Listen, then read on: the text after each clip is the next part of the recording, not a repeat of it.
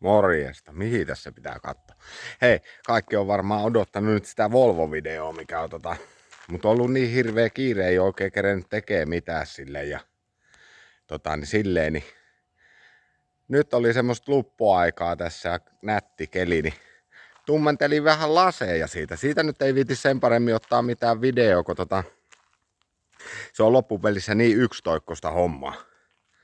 Ja helvetistä menee hermo ja kaikkea tommosta, mutta katsotaan vähän. Lähtihän se sitten tietenkin ihan käsistä se tummentelu, kun jäi semmonen hukkapala, niin arveli tummentaa sit nuo. No, kohta näette. No niin. Siinähän se sitten oisi. Joo, tummentelin nuo etuvalot kans, kun jäi semmonen sopiva hukkapala.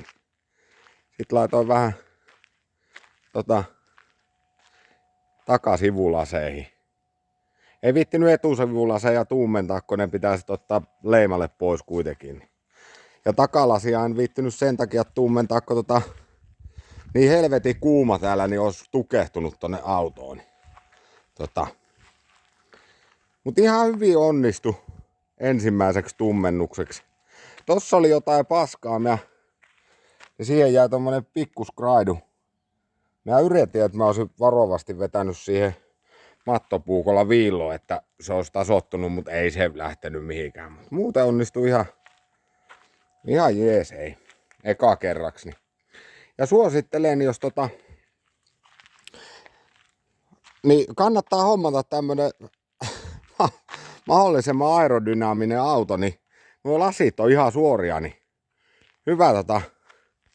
hyvä reenailla. Mutta tästä tuli nyt tällainen ja vähän valssia alle ja niin sitten pikku madallus ja pidetään semmosena suht orkkiksena. Tää on aika hyvässä kunnossa. On nyt tietysti tietysti on kohta 40 vuotta vanha autokin, mutta nuo on helppo ottaa vielä tosta kiinni, mutta helmat kaikki on silleen ihan jees kunnossa, niin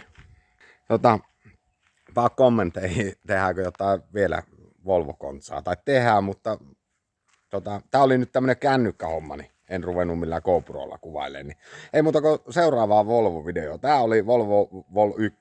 Moro!